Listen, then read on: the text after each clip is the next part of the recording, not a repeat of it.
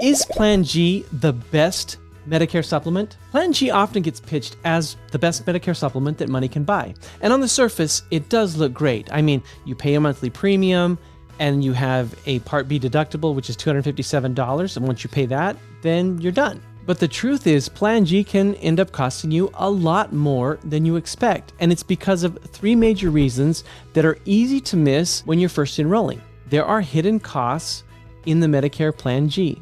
Hidden cost number one is that your Plan G rate increases twice every year for most people. When you first turn 65, the Plan G, it looks really reasonable. The national average for someone turning 65 is around $150 a month, which is about $1,800 a year. But what a lot of people don't realize is that every year Plan G rates are probably going to increase, and not just every year, but twice every year. Usually they increase once for your age, and then once again for the inflation or the cost of claims. Now, over time, these costs continue to compound and compound.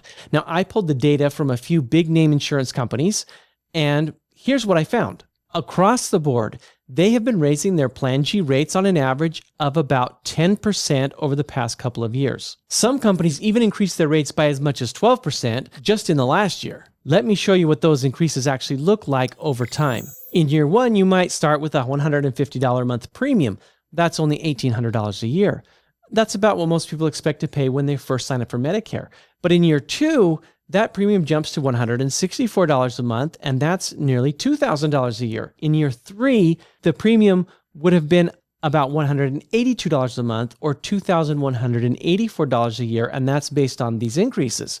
Then $200, then $220, and by year five, you're paying almost $2,600 a year for the same coverage you had when you were turning 65 with your Plan G. That's an $840 annual increase in just 5 years, and it adds up quickly, especially if you're living on a fixed income. And remember, this is just the Plan G premium. We're not even talking about drug costs, drug premiums, dental premiums, vision premiums, right? Those are all additional because your Plan G doesn't cover those things.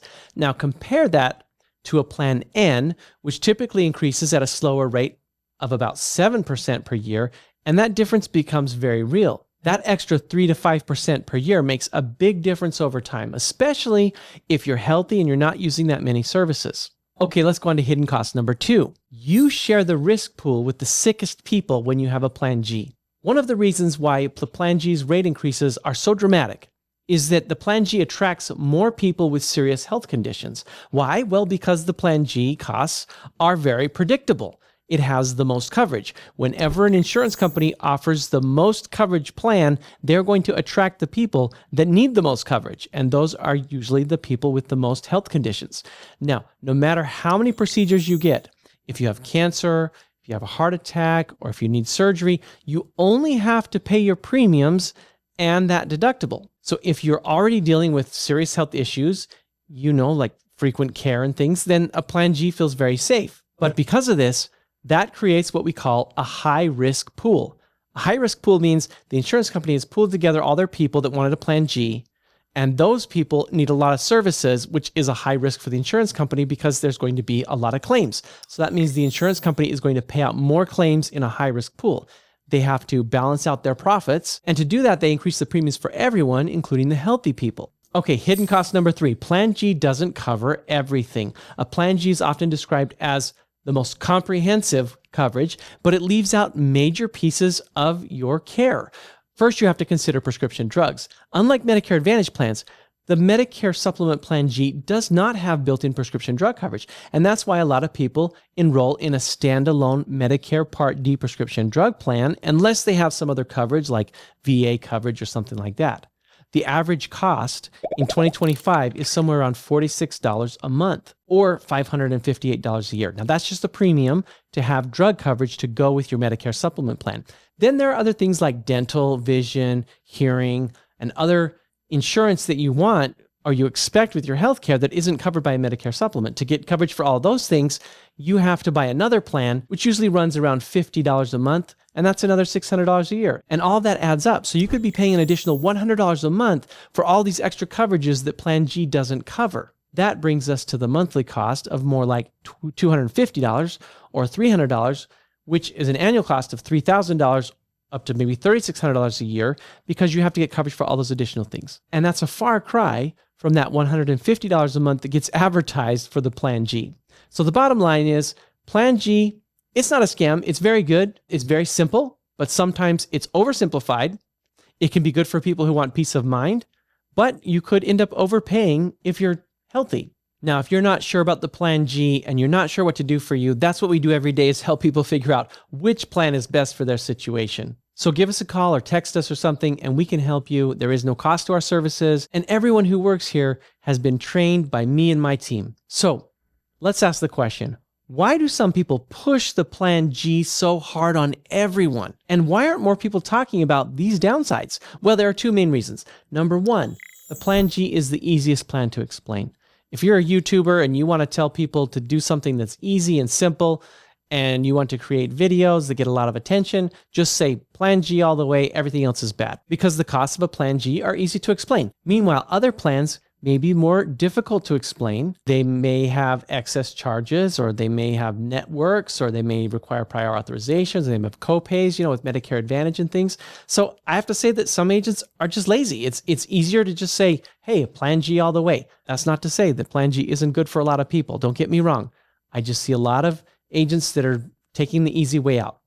And then the second thing with the Plan G is that a Plan G pays the highest commission of all the Medicare supplement plans, because most commissions for Medicare supplements are based on the premium.